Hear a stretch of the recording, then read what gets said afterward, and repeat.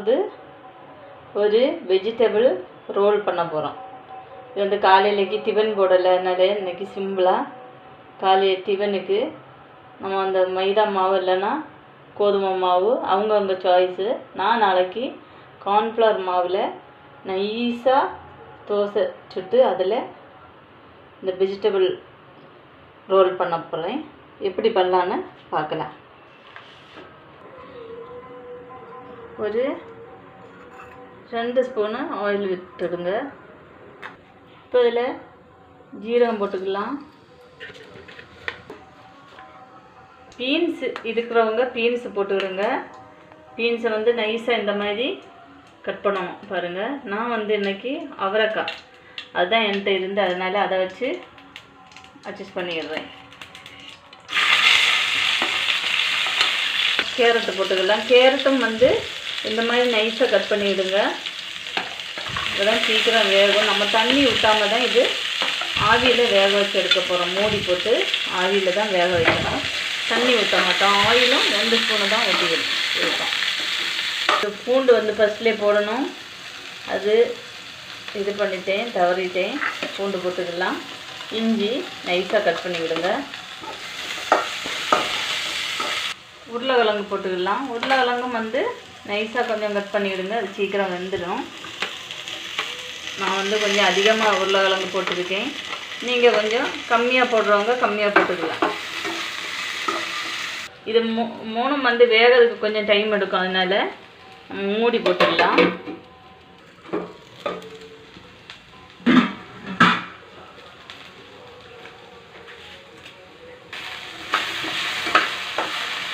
இப்போ வந்து ஆஃப் வந்து வெந்துருக்கு. இங்கே நம்ம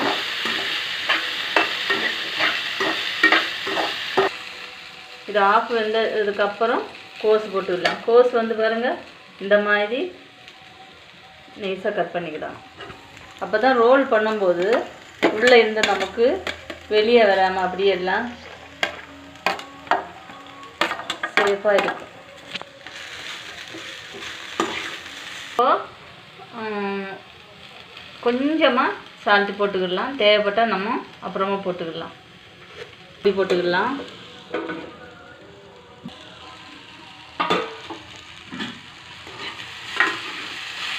அடி பிடிக்காமல் பார்த்துக்கிடணும். அடி பிடிக்காமல் இது தண்ணி ஊற்றாமல் வேக வச்சு எடுக்கிறதுக்காகத்தான் இந்த மாதிரி மூடி போட்டு வேக வைக்கிறது. இப்போ நம்ம ஆனியன் சேர்த்துக்கலாம். ஆனியன் வந்து 2 ஆனியன் எடுத்துருக்கேன். நீல வாக்கில் இந்த மாதிரி கட் பண்ணுங்க. நீளமாக பாருங்கள், நைஸாக கட் பண்ணிவிடுங்க. இந்த ஆனியன் வந்து ரொம்ப ஃப்ரை ஆகக்கூடாது. அதனால் மீடியமாக இருந்தால் போதும். அதுக்காக தான் ஆனியன் லாஸ்ட்டில் போடுறோம். திரும்ப நம்ம மூடி போட்டுக்கலாம்.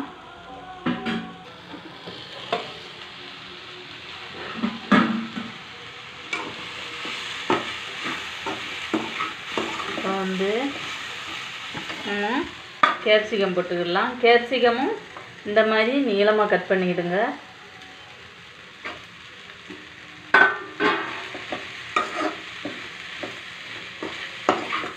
இது வந்து ஒரு 75% வெந்தால் போதும் வெஜிடபிள். அது எப்படி தெரியணும்? இந்த கேரட் வந்து பாருங்கள், அவ்வளோதான். இந்த அளவு வெந்தால் போதும். பொட்டேட்டோ வந்து வெந்துருச்சு பாருங்கள். இந்த அளவு வெந்தால் போதும். இனி இதில் நம்ம கொஞ்சமாக மஞ்சள் சேர்த்துக்கலாம். அடுப்பு வந்து எப்போவுமே சிம்மில் வச்சுருக்கணும்.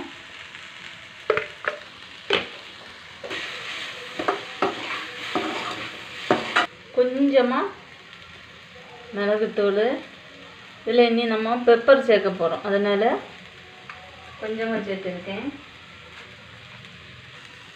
பெப்பர் தான் இதுக்கு காரத்துக்கு கொஞ்சம் அதிகமாக சேர்க்குறோம்.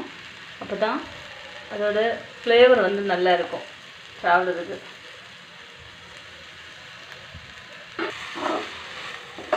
இதில் வந்து லெமன் ஜூஸ் இருக்கிறவங்க கண்டிப்பாக போடுங்க. கொஞ்சமாக ஊற்றினா இன்னும் டேஸ்ட்டு அட்டகாசமாக இருக்கும், நல்லா இருக்கும். லெமன் ஜூஸ் இருந்தால் கொஞ்சமாக ஊற்றிக்கலாம். நான் வந்து லெமன் ஜூஸு ஊற்றலை. கொஞ்சமாக மல்லி இலை போட்டுக்கலாம். அவங்க காயப்பொடி போட்டுறவங்க கொஞ்சமாக காயப்பொடி போட்டுக்கலாம். அதுவும் அவங்க சாய்ஸு தான். பாக்கி எல்லாமே கண்டிப்பாக இதே மாதிரி பண்ணால் தான் இது வந்து டேஸ்ட்டு நல்லா இருக்கும். ஆச்சி இது மிளகாத்தூள், குழம்பு மிளகாத்தூள், இது கொஞ்சமாக இந்த ஃப்ளேவருக்கு சேர்த்துக்கலாம். நல்லா கிளறி விட்டுடுங்க. இது வந்து ரொம்ப குழையக்கூடாது வெஜிடபிள், அப்போ தான் சாப்பிடும்போது நல்ல டேஸ்ட்டாக இருக்குது. இதில் இங்கே நம்ம பாயில் பண்ண எக்கு கட் பண்ணி வைப்போம். அப்புறமா பச்சையான குக்கும்பர் வெள்ளரிக்காய் இருக்குல்ல, அதுவும் வந்து இது ரோல் பண்ணும்போது நல்லா கட் பண்ணி ஆட் பண்ணுவோம். இப்படி பாருங்கள், அடி பிடிக்கக்கூடாது, அடி பிடிக்காமல் இருக்கணும். அடி பிடிக்காமல் வேக வச்சு எடுத்துக்கிடுங்க. இப்போது உப்பு கம்மியாக இருக்குது, கொஞ்சம் கூட உப்பு போட்டுக்குதேன். ஃபைனலாக நம்ம என்ன பண்ண போகிறோன்னா மூடி போட்டு ஒரு 2 மினிட் மூடி போட்டுட்டு அப்படியே இறக்கி வைக்கிறோம். அவ்வளோதான் நண்பர்களே. இது வந்து ஸ்டஃபிங் ஐட்டம் வந்து ரெடி ஆயிடுச்சு. இவ்வளோ வெந்தால் போதும். நம்ம ஸ்டவ் ஆஃப் பண்ணிக்கலாம். இது வந்து அந்த ஸ்டஃபிங் பண்ணுறதுக்காக தோசை வந்து இது கோதுமை மாவில் பண்ணியிருக்கேன். கோதுமை மாவும் உப்பும் போட்டு இந்த மாதிரி இவ்வளோ கெட்டியாக கலக்கிட்டு நைஸாக தோசை சுட்டு எடுக்கணும்.